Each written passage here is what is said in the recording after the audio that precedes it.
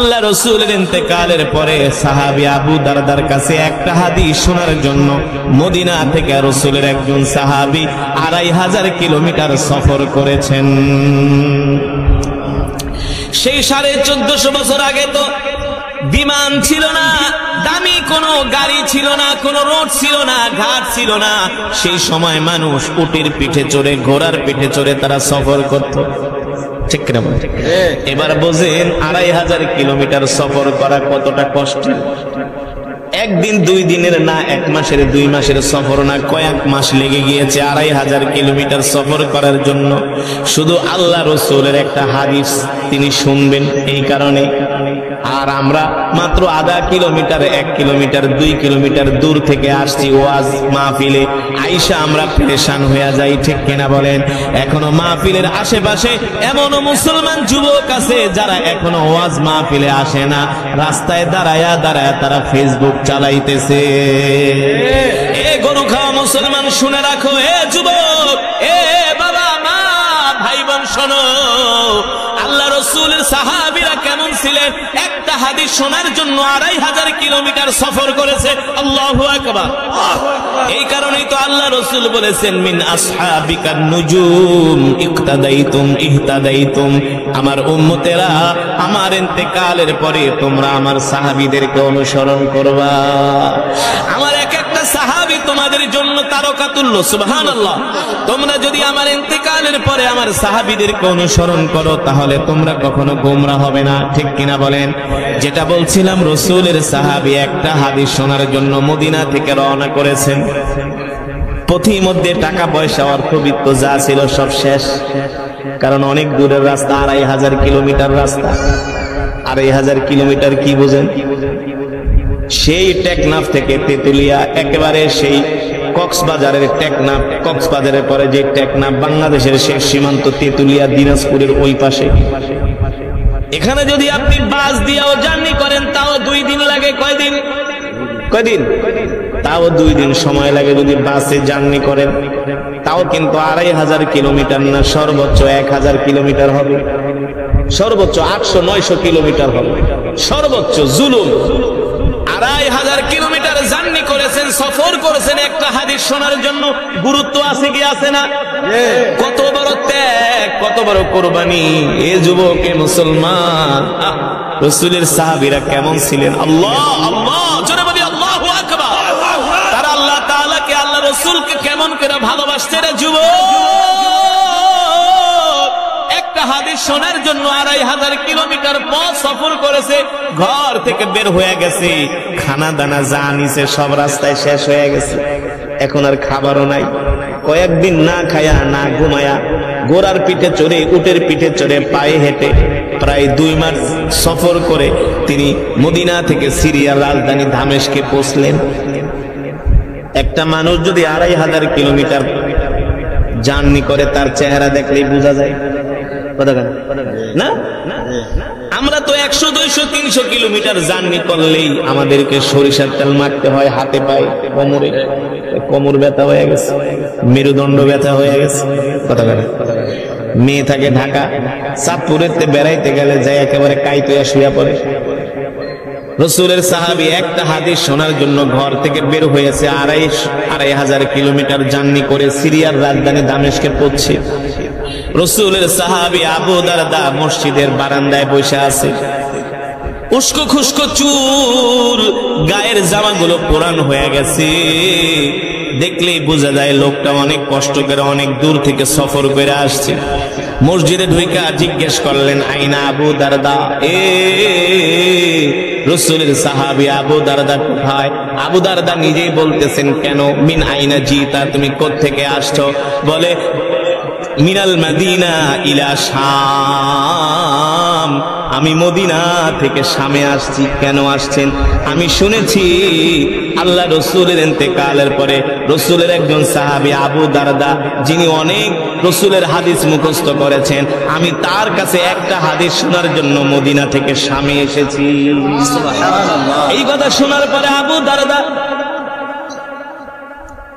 বলে, বলেন কি, আপনি সেই মদিনা থেকে আসছেন? বলেন, না, আমি সেই মদিনা থেকে আসছি রাসূলের হাদিস শোনার জন্য। আল্লাহু আকবার। আবু দারদা ওই লোকটাকে বুকের মধ্যে জড়ায় ধরলেন আর বললেন, শোনেন, আপনি রাসূলের একটা হাদিস শোনার জন্য সেই মদিনা থেকে আসছেন শামে। আপনার জন্য আল্লাহ রসুল আল্লাহ তাআলা পুরস্কার ঘোষণা করেছেন। কি পুরস্কার? কি পুরস্কার? মান সালাকা তরিকান ইয়ালতামিসু ফীহি ইলমান সাহালাল্লাহু লাহু বিহি তরিকান ইলাল জান্নাহ। যারা দ্বীন শেখার জন্য ঘর থেকে বের হয়, আল্লাহ তাআলা তাদের জন্য জান্নাতের পথকে সহজ করে দেয়। সুবহানাল্লাহ। এ দোস্ত, আপনি মদিনা থেকে শামে আসছেন রাসূলের হাদিস শোনার জন্য। আল্লাহু আকবার।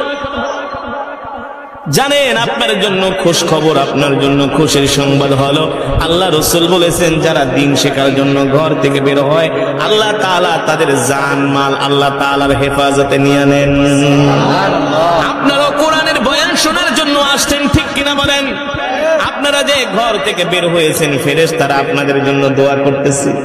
এখনো মজমার আশেপাশে অগণিত ফেরেশতারা দোয়া করতেছে, বলে আল্লাহুম্মা গফির ওয়ারহাম, আল্লাহুম্মা গফির ওয়ারহাম। আল্লাহ গো, আপনার কত বান্দারা দুনিয়াতে কত গুনার কাজে ব্যস্ত, নাফরমানির কাজে ব্যস্ত, টেলিভিশন দেখতেছে, সিনেমা দেখতেছে, চায়ের দোকানে বৈশা বাংলা সিনেমা দেখতেছে। আল্লাহ তাআলা আপনার এই বান্দারা কোরআনের মজমায় বৈশা বৈশা কোরআন শুনতেছে। আল্লাহ, আমরা ফেরেশতারা তাদের জন্য দোয়া করলাম, আল্লাহ আপনি আপনার বান্দাদের গুনাহগুলো মাফ করে দেন। আল্লাহ রাসূলের হাদিস আমার বানানো কথা না। মাজালিসুল ইলমি রাওদাতুম মিন রিয়াদিল জান্নাহ। এই মাঠটা গতকালকে একটা মাঠ ছিল, গতকালকে একটা মাটির জায়গা ছিল, কিন্তু আজকে যখন কোরআনের বয়ানের আলোচনা সাজানো হয়েছে, আজকে এই জায়গাটা দুনিয়ার কোনো সাধারণ জায়গা নয়। আল্লাহ রাসূল বলেন এই জান্নাত, এই জায়গাটা জান্নাতের বাগান হয়ে গিয়েছে। বাগান হয়ে গিয়েছে। খুশি নাকি বেজার? এই জান্নাতের বাগানে আসতে পেরে খুশি নাকি বেজার? বলি আলহামদুলিল্লাহ। আল্লাহ আমাদেরকে কবুল করে নেন, বলি আমিন। এবার আসেন মুসলমান, আল্লাহ তাআলা কোরআনুল কারীমের মধ্যে কি বলেছেন? কুল ইন কুনতুম তুহিব্বুনাল্লাহ ফাত্তাবিউনি ইউহিব্বুকুমুল্লাহ ওয়া ইয়াগফির লাকুম যুনুবাকুম ওয়াল্লাহু গফুরুর রহিম। আল্লাহ তাআলার পয়গম্বর হাবিব সাল্লাল্লাহু আলাইহি ওয়াসাল্লামের শান আল্লাহ তাআলা কোরআনের ভিতরে বর্ণনা করেছেন। আল্লাহ তাআলা বলে, এ দুনিয়ার মানুষ, তোমরা যদি আল্লাহ তাআলার ভালোবাসা পাইতে চাও, সর্বপ্রথম তোমরা তোমাদের নবীকে ভালোবাসো। কাকে ভালোবাসো? রাসূলের ওই সাহাবী তো আল্লাহ রাসূলকে মহব্বত করার কারণে হাদিস শোনার জন্য 2500 কিলোমিটার সফর করছে। আপনি আমি দ্বীন শিখার জন্য কয় কিলোমিটার সফর করছি? কয় কিলোমিটার? তাবা তো তাবলীগের জন্য যদি ভাই চলেন 3 দিনের জন্য তাবলীগে যাই, কয় আমার বউরে কে দেখবো? আমি মালয়েশিয়া অনেক দেশে প্রোগ্রামে যাই, বিদেশে অনেক বাঙালি দেখা হয়। কয় বছর? 24 বছর। তো 24 বছর বিদেশে আপনার বউ পোলাপান কি দেখে? আসমানের দিকে হাত উঠায় কয় আল্লাহ দেখে। তো বিদেশে আইলে যদি আপনার বউ পোলাপান আল্লাহ দেখে, তাবলীগে গেল আল্লাহ দেখে। ঠিক কিনা বলুন?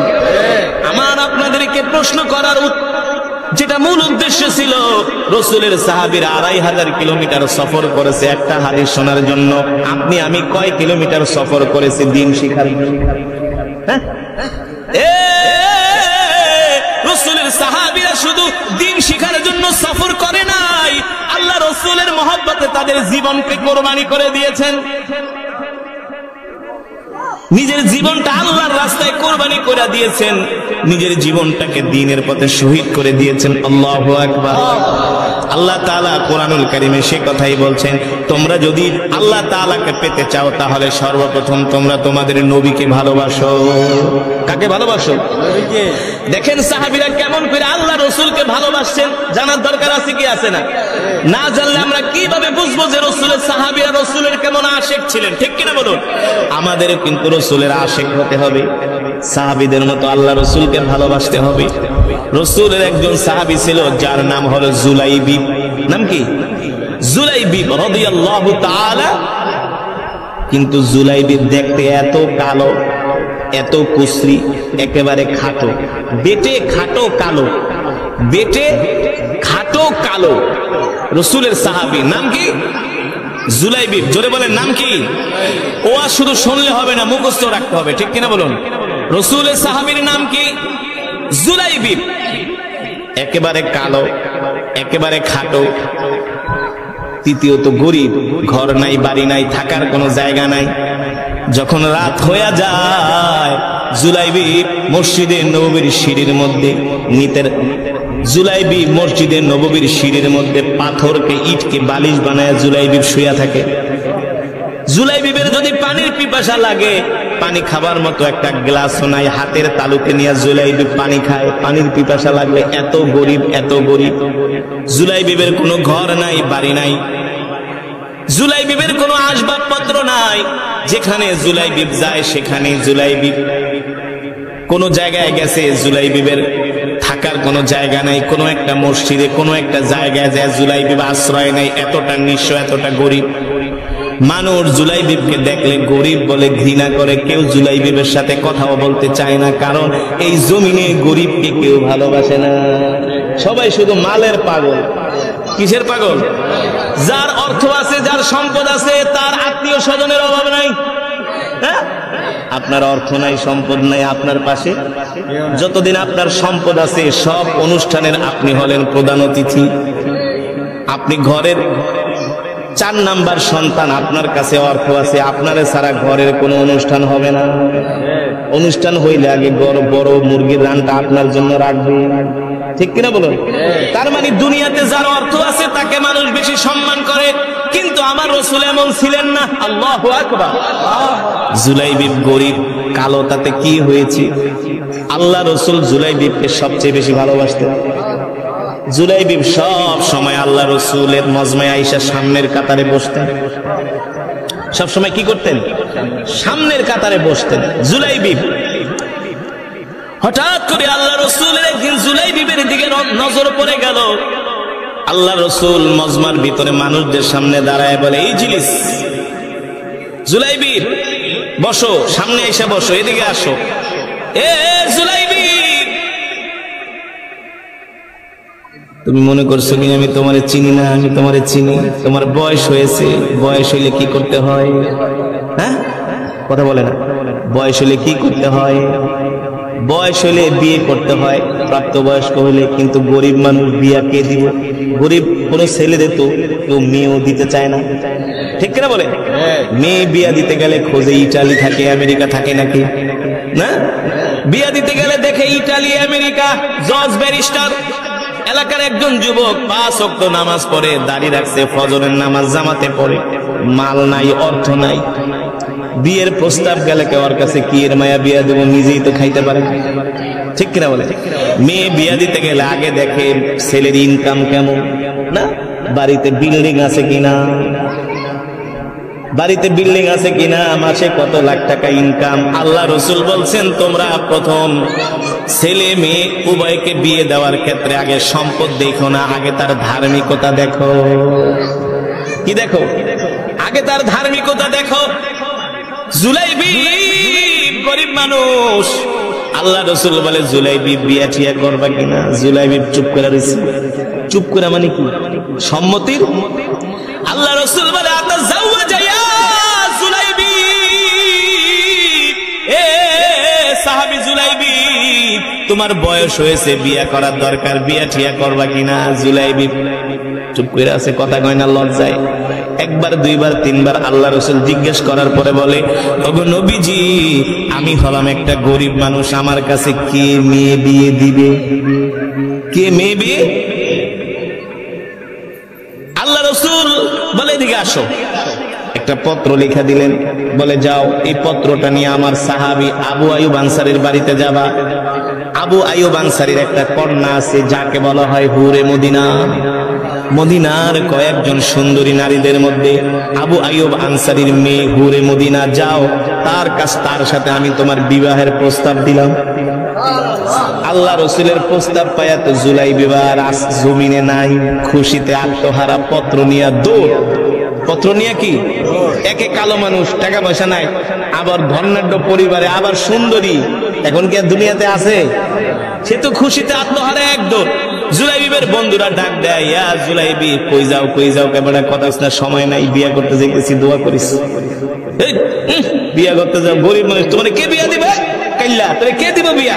আছে না, মজা করে কয় না, যখন এলাকার কোন কালো ঠালো ছেলে বিয়ে, বন্ধু বান্ধব আত্মীয় স্বজন, কাইল্লা বিয়া করবো, তোরে কে দিব মেয়ে? ঠিক কিনা বলুন? কিন্তু কালো যদি আল্লাহওয়ালা হয়, এমন জিনিস আল্লাহ মিলায় দেয়, সাদার কপালেও জোরে না। ঠিক কিনা বলো? এমন অনেক নজির আছে, দেখতে শুনতে চেহারা এলাকার হিরো, দামি দামি বাইক লইয়া ঘোরে না, চুলের কত স্টাইল, বিয়া করতে যায় এমন ধরা খাইছে। আর যেটা কাইল্লা কোনদিন মেয়েদের দিকে তাকায়, ওর কপালে এমন বউ জড়ছে, পরে আইসা কপাল খাবরাকে দোষ, কি করলাম জীবনে, কি করলাম, তুই কি পালি আর আমি কি পাইলাম, তুই পাবি কেমনে, তুই তো আগেই সব শেষ করে ফেলাইছিস নাফরমানি করে। ঠিক কিনা বলুন? আল্লাহ তাআলা বলছে, তুমি যদি তোমার ইজ্জতকে হেফাজত করো, আমি তোমার জন্য এমন নারীর ব্যবস্থা করব তুমি কল্পনাও করতে পারবে না। দেওয়ার মালিক কি? আরো জোরে বলুন কি? আমি যে কথা বললাম বাস্তব নাকি অবাস্তব? কালা অর্থ নাই, সম্পদ নাই, বউ একটা পাইছে, এলাকার মেয়েরা মহিলারা দিকে কি লইছে, কাইল্লাই পুরো এলাকায় নাম কইরা ফেলাইছে। ঠিক কিনা বলুন? কালো জানে আমার সম্পদ নাই, অর্থ নাই, বিত্ত নাই, কিছু নাই, আল্লাহ ছাড়া আমার কেউ নাই। আর যেটা ধলা সাদা কে আমার চেহারা আছে, আমি হিরো, আমার জন্য মেয়ের অভাব নেই, মেয়ে ঠিকই পাইছে, কিন্তু প্রতিদিন রাইতে মেয়ের মায়ের খায়। বাস্তব নাকি অবাস্তব? এই মিয়া, সারা পৃথিবী ঘুরি, না যাই না কথা বলি না, না যাই না কথা বলি না, এই কারণে দেওয়ার মালিক। আর জোরে বলুন কোন দেওয়ার মালিক কি? জুলাইবি বিয়ার জন্য দৌড় শুরু করছে। সাহাবী আবু আইয়ুব আনসারীর বাড়ির দরজা যায় নক করছে, ইফতাহিল বাব, দরজা খুলো। দরজা খুলে দিল। সাহাবী আবু আইয়ুব আনসারী দেখে তার দরজার সামনে ওই কালো ছেলেটা দাঁড়ানো। জুলাইবি কিসে দরজায় নক করছো কেন? জুলাইবি তো জানে বিয়ার প্রস্তাব দিলে প্রথমেই আউট, এই কারণে আগে আল্লাহ রসুলের চিঠিটা দিছে। সুবহানাল্লাহ, কৌশল কি করছে? সালাম দিয়ে আসসালামু আলাইকুম নেন। এখন দেখে যে পত্রের শুরুতেই আল্লাহ রসুলের নাম লেখা। আল্লাহ রসুল সালাম দিয়া বলতেছে, সাহাবী শোনো, তোমার সুন্দরী কন্যাকে আমার সাহাবীর সাথে বিয়া দাও, আমি রসুল প্রস্তাব দিলাম। দেখবেন যে কোনো বিয়ের যখন প্রস্তাব দেয় এলাকার মান্যগণ্য ব্যক্তির মাধ্যমে কি দেয়? প্রস্তাব দেয়, কারণ মান্যগণ্য ব্যক্তির প্রস্তাব সহজে কেউ ফিরাইতে পারে না। না, এটা একটা কৌশল, এটা একটা কি? আল্লাহ রাসূল সাল্লাল্লাহু আলাইহি ওয়াসাল্লাম তো রাহমাতুল লিল আলামিন। আল্লাহু আকবার। জুলাইবিবের বিয়ের প্রস্তাব আল্লাহ রাসূল স্বয়ং নিজে দিয়েছেন। সাহাবী একবার পত্রের দিকে তাকায়, আর একবার পাত্রের দিকে তাকায়। কি করব, পত্র তো পাঠাইছে আল্লাহ রাসূল, এই পত্র ফিরিয়ে দেওয়ার কারো ক্ষমতা আছে নাকি? আবার পাত্রের দিকে তাকায় কয়, পাত্রের দিকে তাকায় কয়, হিসাব নিকাশ কি মিলে না, মাথা হ্যাং হয়ে গেছে। এত সুন্দরী মাইয়া, এত বড় করলাম, তোর মতো কাইলার কাছে বিয়া দেবো, কি করবো, মানে আর মাথাই নষ্ট। দরজা লাগায় কয় দাঁড়া, দৌড় মারে ঘরে গেছে। যে স্ত্রী আর কন্যার সাথে আলাপ করতেছি, মা এদিকে আয়। আব্বা কি হয়েছে, আপনার মন খারাপ কেন? কয় শোনো, এই যে পত্র দেখো, যেমন মেয়ে তেমন তার কন্যা।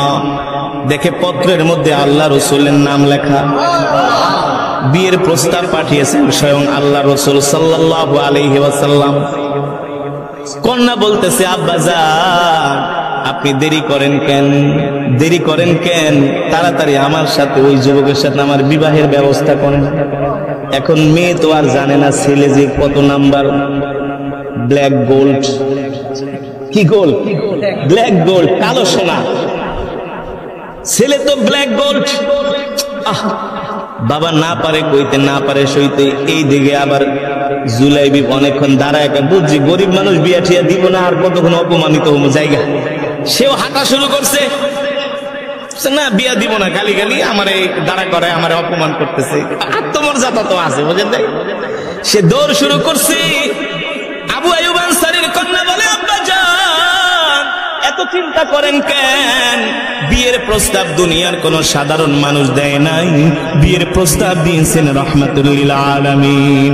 আর আল্লাহ রাসূলের বিয়ের প্রস্তাব ফিরায় দিবে পৃথিবীতে এমন কারো সাহস নাই। আল্লাহু আকবার। আব্বা জান, ছেলে যত কালো হোক না কেন, যত গরিব হোক না কেন, ছেলেকে ডাক দেন, আমি তার সাথে বিবাহ বন্ধনে আবদ্ধ হব একমাত্র আল্লাহ রাসূলের মহব্বতে। আল্লাহু আকবার। আর এই জমানায় কিছু মহিলা আছে যারা দাড়িওয়ালা পুরুষ দেখতে পারে না, আছে কি আছে না? যে মহিলা দাড়িওয়ালা পুরুষ দেখতে পারে না, ওই মহিলার সাথে সংসার করা জায়েজ নাই, হারাম হারাম হারাম। কি মনে করছে এই সুন্নত কাজ? কেউ যদি আল্লাহ রাসূলের সুন্নতকে অবজ্ঞা করে, টিটকারি মারে, তার ঈমান থাকে না। এত সোজা না, তার ঈমান থাকে না। হুরে মদিনা সুন্দরী কন্যা, ধনাঢ্য পরিবারের কন্যা হলো আবু আইয়ুব আনসারীর মেয়ে। ডাক দিয়ে বলে, আব্বা জান, জুলাইবিবকে ডাক দেন, যত কালো হোক, যত গরিব হোক, আমি তাকে বিবাহ করব। শুধু বিবাহই করব না, আমি তার খেদমত করতে করতে আমার জীবনটাকে শেষ করে দিব। তার জন্য আমি আমার জীবনকে ওয়াকফ করে দিব। ডাক দিছে, ইয়া জুলাইবিব তাল, এদিকে আসো। যাও কেন? কে আপনি এতক্ষণ ঘরের দরজায় দাঁড় করে রাখছেন? আমার একটা মর্যাদা আছে না? কালো হইলে কি হয়েছে? আত্মমর্যাদা তো আছে। শোনো, রাগ করো না, যাও যাও, আল্লাহ রাসূলকে যায় বলবা আমি তোমার সাথে আমার কন্যাকে বিয়ে দিতে রাজি আছি। জোরে বলেন সুবহানাল্লাহ। দৌড়ে জুলাইবিব আল্লাহ রাসূলের কাছে গেলেন। আল্লাহ রাসূল মুস্কি মুস্কি হাসতেছে। সাহাবী, ব্যাপার কি? ওগো নবীজি, বিয়ার প্রস্তাবে তো রাজি হয়ে গেছে। আল্লাহ নবী কইতে, যাও বিয়ে করো। বিয়ে যে করবো, টাকা পাবো, অর্থবিত্ত তো কিছুই নাই, ঘর নাই, বাড়ি নাই, আপনি তো বিয়ায় নামাইছেন, এখন আমি টাকা পয়সা কোথায় পাবো? আল্লাহ রাসূল বলল, যাও আমার জামাই ওসমানের কাছে যাও, আমার ওসমানকে বলবা তোমার বিবাহের খরচ দিয়ে দিতে। জোরে বলেন আল্লাহু আকবার। জুলাইবিব দৌড়ে ওসমান রাদিয়াল্লাহু তাআলা আনহুর কাছে গেলেন পত্র নিয়ে। ওসমান রাদিয়াল্লাহু তাআলা আনহু, ওসমান ইবনে আফফান রাদিয়াল্লাহু তাআলা আনহু জুলাইবিবের বিবাহের খরচ দিয়া দিলেন। যাও যাও, বিয়া করো, বাজার করতে যাও। এবার জুলাইবি বিয়ের বাজার করার জন্য চলে গেছেন বাজারে। বিয়ে করতেছে, ধুমধাম বিয়ে বাজার করতেছে, বিয়ের বাজার করতেছে। প্রায় বাজার করা অর্ধেক শেষ। হঠাৎ করে কে যেন ঘোষণা করতেছে, এ মদিনার যুবকেরা, এ মদিনার সাহাবীরা, এ মদিনার পুরুষেরা, শোনো, আল্লাহ রাসূল তোমাদেরকে এই মুহূর্তে যুদ্ধের ময়দানের জন্য আহ্বান করছি। এই যে আমার পছন্দ দাঁড়ায় গেছে।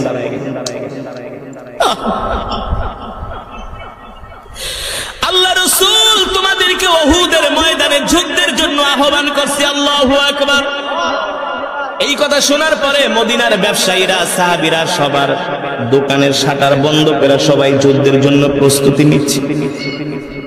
কাস্টমার বিদায় করে দিতেছে, যাও যাও যাও, ব্যবসা হবে না, আর ব্যবসা করব না।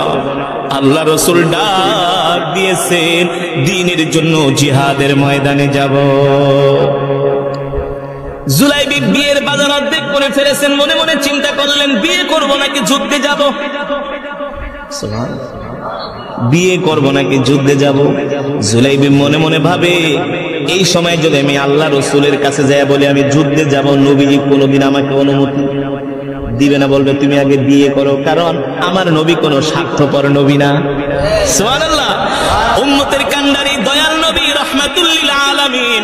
আল্লাহ তাআলা কোরআনুল কারীমের মধ্যে সে কথাই বলছেন, ওয়ামা আরসালনাকা ইল্লা রাহমাতাল লিল আলামিন। আল্লাহু আকবার। আল্লাহ তাআলা বলে, হে দুনিয়ার মানুষ, আমি আল্লাহ তোমাদের জন্য এমন একজন নবী পাঠাইছি, যেই নবী কিনা তোমাদের জন্য রহমত, যেই নবী কিনা তোমাদের জন্য বরকত। আল্লাহু আকবার। অন্য আয়াতে আল্লাহ তাআলা বলছেন, লাকাদ জাআকুম রাসূলুম মিন আনফুসিকুম আজিজুন আলাইহি মা আনিতুম হারিসুন আলাইকুম বিল মুমিনিনা রাউফুর রহিম। আল্লাহর নবী, আল্লাহ তাআলা কোরআনুল কারীমের মধ্যে বলছেন, তোমাদের মধ্য থেকে আমি তোমাদের জন্য এমন একজন নবী পাঠাইছি, যেই নবী কিনা তোমাদের জন্য রাউফ, যেই নবী কিনা তার জীবনের চেয়ে, তার সন্তান পরিবারের চেয়ে তোমাদেরকে ভালোবাসে। জুলাইবি মনে মনে ভাবে, এই সময় যদি আমি আল্লাহ রসুলের কাছে যাই যুদ্ধের জন্য অনুমতি চাই, নবীজি আমাকে অনুমতি দিবে না, বলবে তুমি আগে বিয়ে করো। কি করা যায়, কি করা যায়? অবশিষ্ট যে টাকা ছিল ওই টাকা দিয়া জুলাইবি একটা তরবারি আর ডাল কিনলেন, যুদ্ধের ময়দানে যাবে। ওই টাকা দিয়া ঘোড়া কিনলেন, ডাল কিনলেন, তরবারি কিনলেন। এখন যদি যুদ্ধের ময়দানে যায়, আল্লাহ রসুল দেখলে তো চিনে ফেলবে আর বলবে তাড়াতাড়ি বাড়িতে যায় বিয়ে করো। কি করা যায়, কি করা যায়?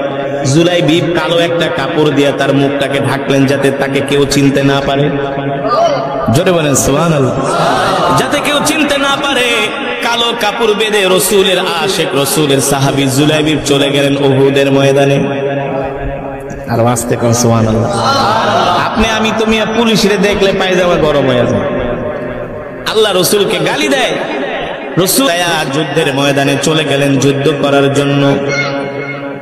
প্রথম প্রহরে যখন যুদ্ধ শুরু হলো, এক মাইরের চোটে মক্কার কাফেররা ময়দান ছেড়ে পালায়া চলে গেছে। মক্কার কাফেররা কি করছে? এক মাইর খায়া তারা যুদ্ধের ময়দান ছেড়ে পালায়া চলে গেছে, আর আসে নাই। তারা যায় অন্যত্র যে কয়েক কিলোমিটার দূরে যেয়ে তারা আত্মগোপন করে আছে। আবার যখন সন্ধ্যার সময় হয়েছে, মুসলমানরা সাহাবীরা মনে করছে এখন তারা মক্কায় ফিরে গেছে, আর তারা মদিনায় আসবে না, ভয় পেয়ে চলে গেছে। কিন্তু তারা কয়েক কিলোমিটার দূরে যায় ওত পাইতে আছে। এইদিকে সাহাবীরা গনিমতের মাল সংগ্রহ করার জন্য যখন ময়দানে নামছে, চতুর্দিক থেকে কাফেররা খালিদ বিন ওয়ালিদের নেতৃত্বে মুসলমানদের উপরে আবার অতর্কিত হামলা শুরু করেছে। ওই সময় জুলাইবি কাফেরদের ভিড়ের মাঝে তরবারি নিয়ে কাফেরদের উপরে আঘাত করা শুরু করেছে। আল্লাহু আকবার, জোরে বলুন আল্লাহু আকবার। এক পর্যায়ে জুলাইবি কাফেরদের সাথে লড়াই করতে করতে কয়েকজন কাফেরকে জাহান্নামে পাঠায়া জুলাইবি আল্লাহর জমিনে দ্বীন কায়েমের জন্য তিনি শাহাদাত বরণ করেন। জুলাইবি শহীদ হয়ে যান উহুদের ময়দানে। যখন যুদ্ধ থেমে গেল, আল্লাহর নবী সাহাবীদেরকে বললেন, সাহাবীরা যাও যাও দেখো আমার সাহাবীদের লাশগুলো আমার কাছে ধইরা ধইরা নিয়ে আসো। সাহাবীরা যারা যুদ্ধের ময়দানে শহীদ হয়েছেন তাদের লাশগুলো সংগ্রহ করতেছে। সবার লাশ আনা হলো। একজন সাহাবী দেখেন কাফেরদের যেখানে সবচেয়ে বড় ভিড় ছিল, যেখান দিয়ে তারা হামলা করেছে, ওই কাফেরদের তাঁবুর কাছে একটা লাশ পড়ে আছে যার মুখে কালো কাপড় পেঁচানো, চেহারা চিনা যায় না। আয়েশা বললেন, ও আল্লাহর নবী রাহমাতুল লিল আলামিন, ওই যে যুদ্ধের ময়দানের ওই কর্নারে একটা লাশ পড়ে আছে, তার মুখের মধ্যে কালো কাপড় পেঁচানো, দেখতে কেমন যেন ছোট ছোট মনে হচ্ছে। আল্লাহর নবী স্বয়ং নিজে গেলেন, যায়া মুখের কাপড় টান দিয়া দেখেন রসুলের সাহাবী জুলাইবি উহুদের ময়দানে দ্বীনের জন্য শহীদ হয়ে গেছে। আল্লাহ রসুলের সাহাবী জুলাইবি রাদিয়াল্লাহু তাআলা আনহু আল্লাহর জমিনে আল্লাহর দ্বীন কায়েম করার জন্য উহুদের ময়দানে শহীদ হয়ে গেছে। আল্লাহর নবী বললেন, সাহাবীরা আমার জুলাইবিবের লাশটা আমার কাছে নিয়ে আসো। হযরত জুলাইবিবকে আল্লাহ রসুলের কাছে আনা হলো। জুলাইবিবের মাথাটা আল্লাহ রসুল তার কোলের মধ্যে নিয়ে জুলাইবিবকে আদর করতেছে আর বলে, জুলাইবি তুমি আমার কত ভক্ত ছিলা, তুমি আমাকে কত ভালোবাসতা, মহব্বত করতা। জুলাইবি আমি জানি, আমি তো তোমাকে বিবাহ করার জন্য পাঠিয়েছিলাম। ও জুলাইবি, তুমি বিবাহ না করে যুদ্ধের ময়দানে এসে আল্লাহর জমিনে দ্বীন কায়েমের জন্য শহীদ হয়ে গিয়েছো। আল্লাহ, আমি আমার জুলাইবির উপরে খুশি, তুমিও আমার জুলাইবির উপরে খুশি হয়ে যাও। আল্লাহু আকবার। আল্লাহ রাসূল এই কথা বলতেছেন আর নবীজি মাঝে মাঝে আসমানের দিকে তাকান, আবার জুলাইবিবের দিকে তাকান। নবীজি মুস্কে মুস্কে হাসতেছে। সাহাবায়ে কেরাম প্রশ্ন করলেন, ওগো আল্লাহর নবী আপনি মুস্কে মুস্কে হাসেন কেন? বলে, শোনো, আমার জুলাইবি আল্লাহর জমিনে দ্বীন কায়েমের জন্য জুলাইবিব যুদ্ধের ময়দানে আইসা শহীদ হয়ে গেছে, অথচ আমি আমার জুলাইবিবকে পাঠাইছিলাম বিবাহ করার জন্য। আমার জুলাইবিব বিবাহ করে নাই, বিবাহের বাজারের টাকা দিয়া ঘোড়া ডাল তরবারি কিনে আল্লাহর জমিনে দিন কায়েমের জন্য শহীদ হয়ে গিয়েছে। এই যে আমার জুলাইবিব বিবাহ করতে পারলো না, এই কারণে একদল হুর আসমান থেকে জমিনে নাইমা আসছে। জমিনে নাইমা আইসা বলে, গো আল্লাহর নবী, আমাদের কাছে জুলাইবিবকে দিয়ে দেন, আমরা জুলাইবিবকে নেওয়ার জন্য এসেছি। আল্লাহু আকবার। জুলাইবিব দুনিয়াতে বিয়ে করতে পারে নাই, আজ বিয়ের বাজারের টাকা দিয়া ডাল কিনে ঘোড়া কিনে তরবারি কিনে আল্লাহর জমিনে দিন কায়েমের জন্য শহীদ হয়ে গেছে। আল্লাহ তাআলা আমাদেরকে পাঠাইছেন জুলাইবিবের লাশ আমরা জান্নাতে নিয়ে যাব। জোরে বলেন সুবহানাল্লাহ। আল্লাহর নবী বললেন, এ সাহাবীরা তোমরা কবর খনন করো, আমি আমার জুলাইবিবের লাশ আমি আমার নিজের হাতে দাফন করব। সুবহানাল্লাহ। যখন লাশ দাফন করা হলো, আল্লাহর নবী নিজে কবরের মধ্যে নাইমা জুলাইবিবের লাশটা কবরের মধ্যে রাখতেছেন। এই দৃশ্য দেখে আল্লাহ রাসূলের সাহাবী আব্দুল্লাহ ইবনে মাসউদ রাদিয়াল্লাহু তাআলা আনহু চিৎকার করে কান্না করতেছেন আর বলতেছেন, আফসোস আফসোস আফসোস, আজকে যদি জুলাইবিব না হইয়া আমি হইতাম তাহলে আমার না কত সৌভাগ্য হতো। আল্লাহু আকবার। জোরে বলেন আল্লাহু আকবার। এই কারণে মুসলমান, আল্লাহর জমিনে আল্লাহর দ্বীন কায়েমের জন্য কেউ যদি জান দেয়, মাল দেয়, সময় দেয়, সেটা কখনো বৃথা যায়। আজকে এই যে আপনারা কোরআনের মাহফিলে আসছেন, কোরআন তেলাওয়াত শুনছেন, আমি কোরআনুল কারীমের তেলাওয়াত করেছি, আপনারা শুনছেন। সূরাতুল ইখলাস শরীফ 3 বার তেলাওয়াত করেছি, আপনারা শুনছেন। এক একজন এক এক খতম করে কোরআনুল কারীমের সওয়াব পেয়েছেন। ঠকছেন না জিতছেন? লস হয়েছে না লাভ হয়েছে? এই কারণে কখনো দিনের কাজে কখনো পিছে থাকতে নাই। দুনিয়ার কাজে আমরা পিছে থাকবো আর দিনের কাজে সবার আগে থাকবো। ইনশাআল্লাহ রাজি আছেন? ইনশাআল্লাহ আমরা সব সময় দুনিয়ার কাজে পিছে থাকবো আর দিনের কাজে কি করব? সবার আগে থাকবো, অগ্রগামী হব ইনশাআল্লাহ। রাসূলের সাহাবী জুলাইবিব দেখেন পাঠাইছিল বিয়ে করতে, বিয়েটা পর্যন্ত করলো না।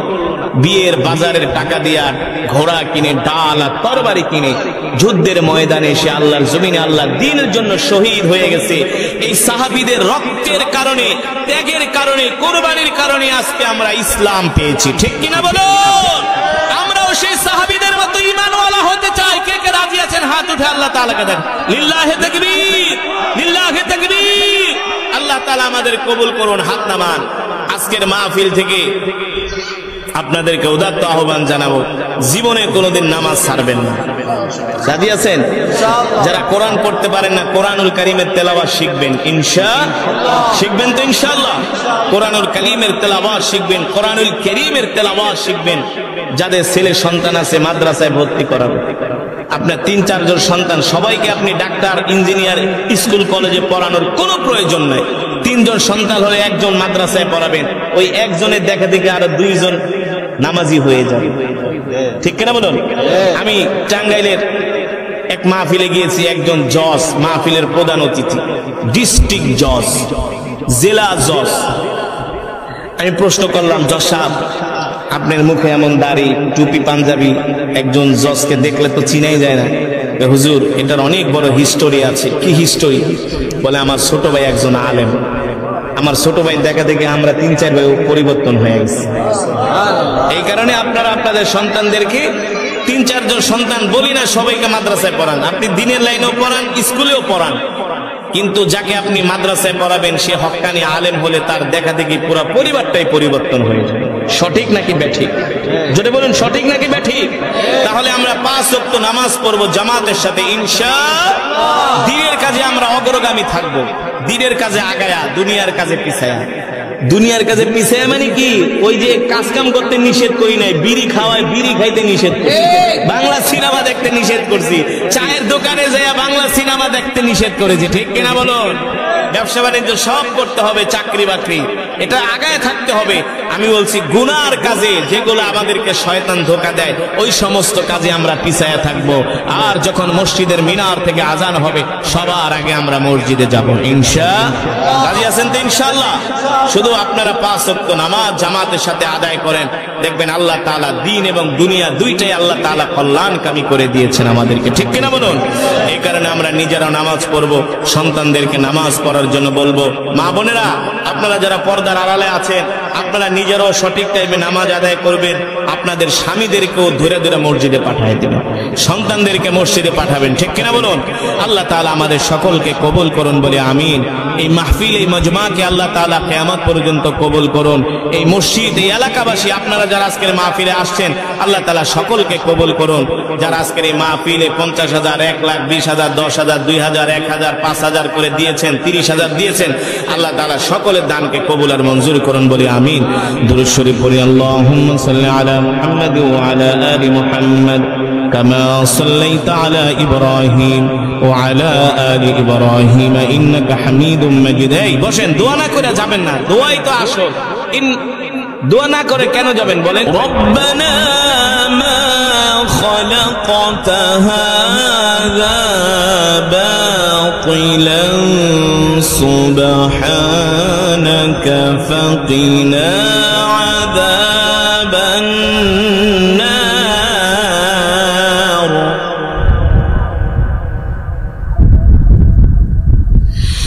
রব্বানা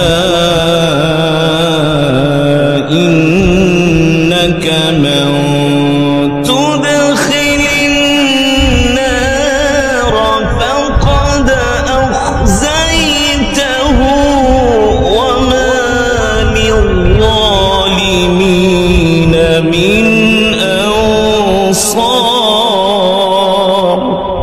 لله تكبير، لله تكبير.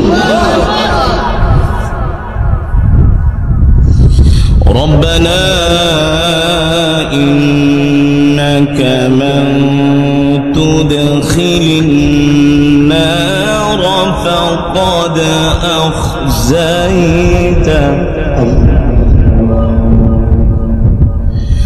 فقد أخزيته وما للظالمين من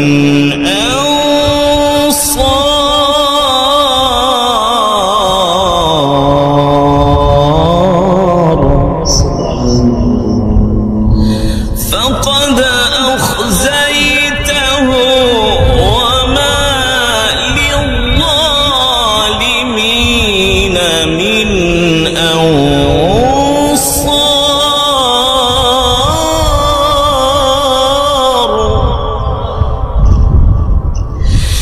فقد أخزيته وما للظالمين من أنصار.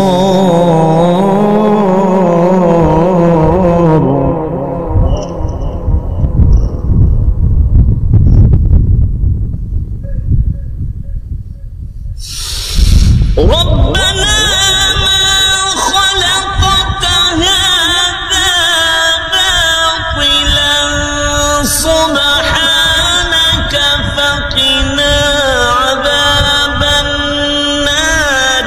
ربنا إنك من تدخل النار فقد أخزيته. لله تكبير، لله تكبير. فقد أخزيته وما للظالمين من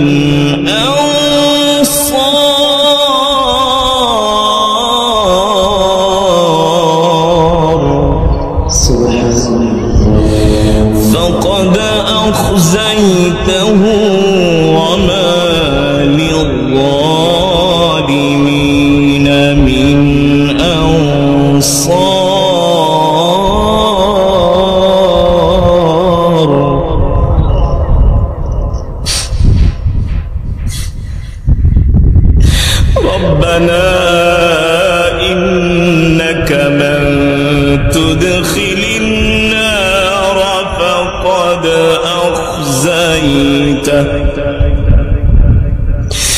ربنا إنك من تدخل النار فقد أخزيته وما للظالمين من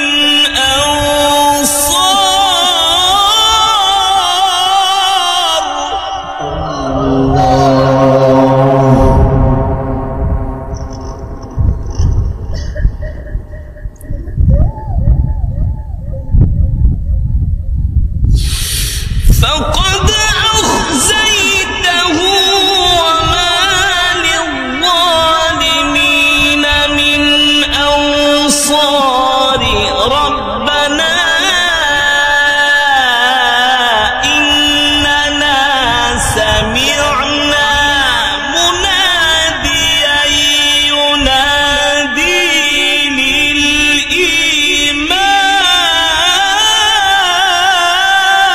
للإيمان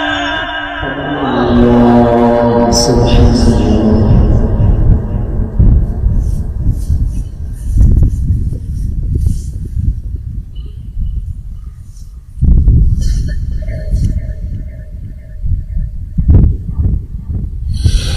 ربنا إننا سمعنا مناديا ينادي للإيمان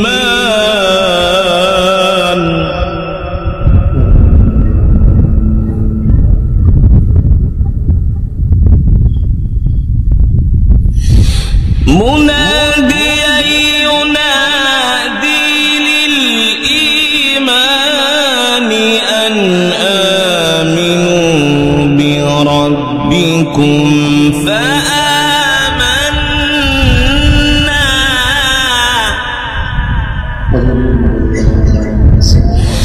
ربنا فاغفر لنا ذنوبنا وكفر عنا سيئاتنا وتوفنا مع الأبرار لله تكبير، لله تكبير، لله تكبير.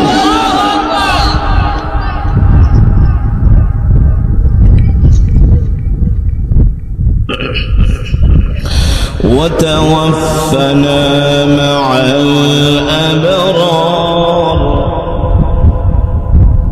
وتوفنا مع الأبرار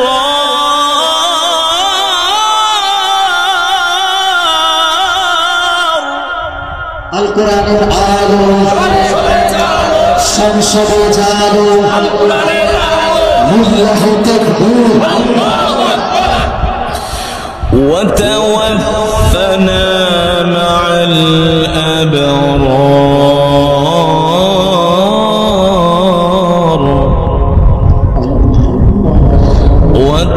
وتوفنا مع الأبرار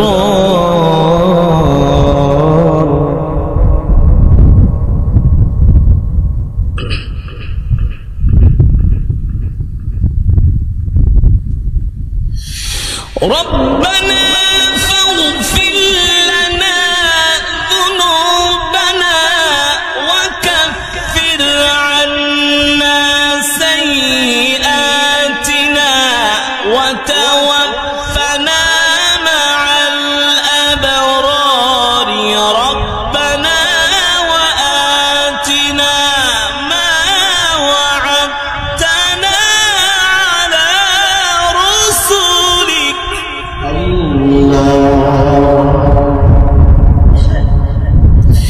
على رسلك ولا تخزنا يوم القيامة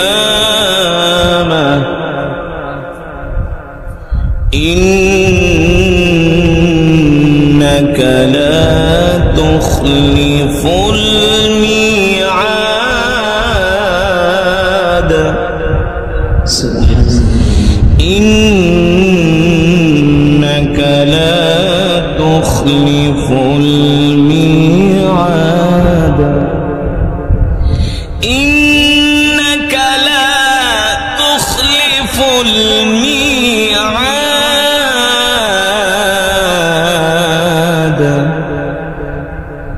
إنك لا تخلف الميعاد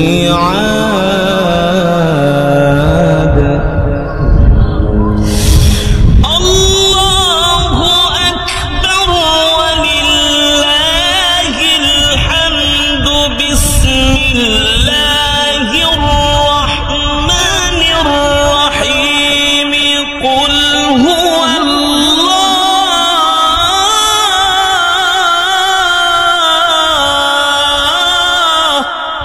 لله تكبير لله تكبير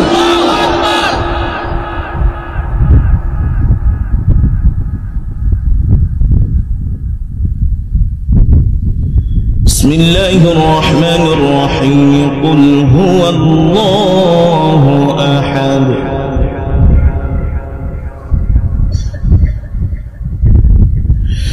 الله الصمد لم يلد ولم يولد ولم يكن له كفوا أحد بسم الله الرحمن الرحيم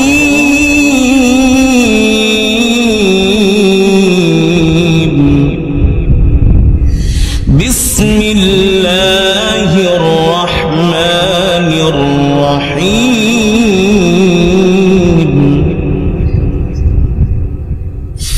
بسم الله الرحمن الرحيم قل هو